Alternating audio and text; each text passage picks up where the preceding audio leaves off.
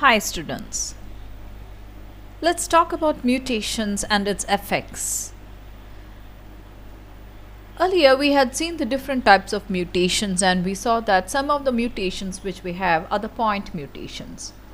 Now when a mutation changes a wild type to another form, that is referred to as a forward mutation. That is, from its original characters, what happens? Some sudden changes will cause the generation of a mutant form. That is referred to as a forward mutation. But at the same time, you can see that when some mutations are in such a way that when a second mutation happens, what happens is the wild type phenotype can be restored and the organism, the mutant organism, will revert back to form a wild type organism. Such a mutation is referred to as a reverse mutation.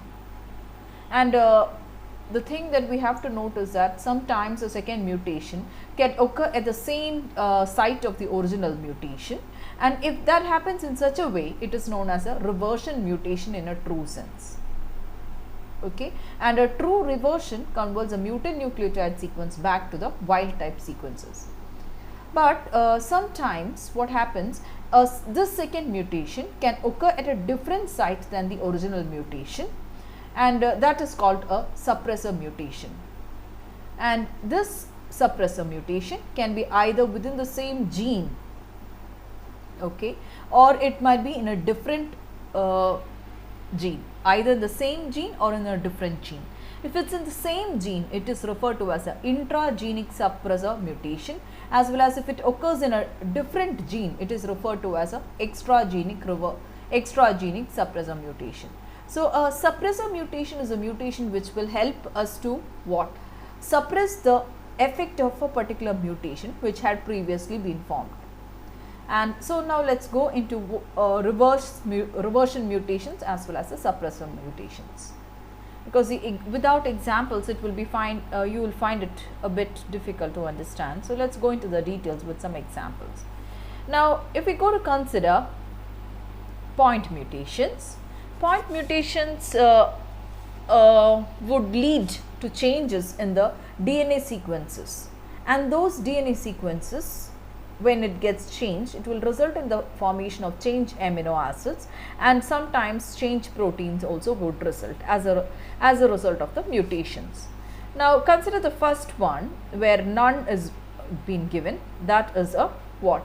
Where mutation is not been formed, and that organism is referred to as a, or that condition in which no mutation has been happened is referred to as a wild type, or the wild, if it's a microbe it's called a wild type strain, or if it is a organism we can say a wild type organism. Now sometimes what happens by a base substitution reaction, now here you have ATG, ACC, and then comes TCC. Here what happens, ATG is there and ACC, instead of C what happens, and A is coming here. A mutation has been happening in this, but what happens, the amino acid chains are not being changed. You have methionine, threonine, serine, proline, lysine and glycine, though in same way here in the second strand also you get the same amino acids irrespective of the change in the base nucleotide sequence substitution. So that is a silent mutation, and in this case what happens, from the wild type strain, even the wild type strain, the same wild type strain is being found over here, but a mutation has been found. Now coming to a missense mutation, you have a base substitution here. Instead of C you are having G, and that would result in the formation of an amino acid called cysteine instead of serine here. And coming to a nonsense mutation, what happens is you will have a stop codon over here. And now coming to the frame shift mutations, we can see that an insertion or a deletion in the gene sequence will result in the formation of the shifting of the frame happens. Okay. Now you have ATG, ACC, then TCC, and a insertion is happening here. So there is a shift in the amino acid sequences. So In all these cases, in all these mutations, point mutations that we have seen, you can see that the organism is being shifted from a wild strain into a mutant strain. And such changes which we have in a forward direction is referred to as a forward mutation. So, all the mutations which will cause the wild type organism or a wild type strain to form a mutant form, that is referred to as a forward mutation. Now, coming to the next conditions called the reverse mutations. In reverse mutations, what happens is, you are having here, this is a forward mutation, ATG, ACC, TCC, and here instead of ATG, after ATG there is a A here, and that has been replaced by C. And as a result, you can see instead of methionine and threonine and serine, we are having methionine, proline and serine. So, this is a forward mutation. But by the action of a second mutation, by the subsequent mutation, what happens? This C which was formed here is being replaced by an A, and that is a wild type strain itself, wild type nucleotide sequence itself. So, this is a true reversion. Now, coming to a base this can also coming to the next reaction, we have here ATG, ACC, TCC. Forward you are having, and then you have ATG, and C is being replaced by A, C, that is the same reaction. And at the end, what happens? TCC is replaced by TGC. Here you have a cysteine here. And then further on, by a reverse mutation, what happens?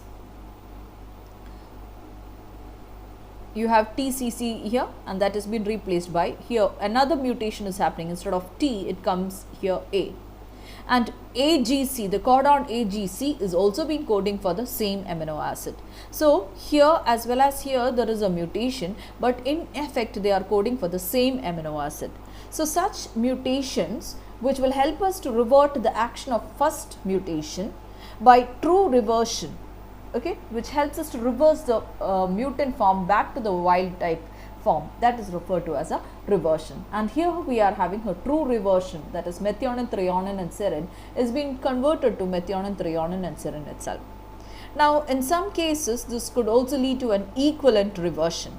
Now, what is an equivalent reversion? Now, here methionine, threonine and serine is converted into methionine, proline and serine, and ultimately another mutation. So, this is a non-polar amino acid and the threonine is a polar amino acid, and by the subsequent mutation, what happens? Threonine is replaced by leucine. Leucine is another polar amino acid. So, though it is not the exact copy of it, but it is replaced by another polar amino acid, and it would also help to become help to result in the formation of a reversion. So, this is an example of the forward as well as the backward mutations. These reverse mutations will help us to go back to the old strain or the wild strain. And all these mutations which we are having here are locating at in the same we had mentioned it earlier. It is mainly happening at the same site of the original mutation rather than any other sites. If it is this DNA sequence, in the same DNA sequence, what happens? The changes are happening at the same DNA sequences, and so such mutations are referred to as a forward or the backward mutations, which will help to revert back from the mutant form to the wild form. So, I think this is clear to you. In the coming session, we will be seeing a continuation of this called the suppressor mutations. What is a suppressor mutation? If the same mutation, okay, the second mutation, if it's occurring in a different site than the original mutation, that is called a suppressor mutation. Hope so this is clear to you. We will be talking about suppressor mutations in detail in the next session. Thank you.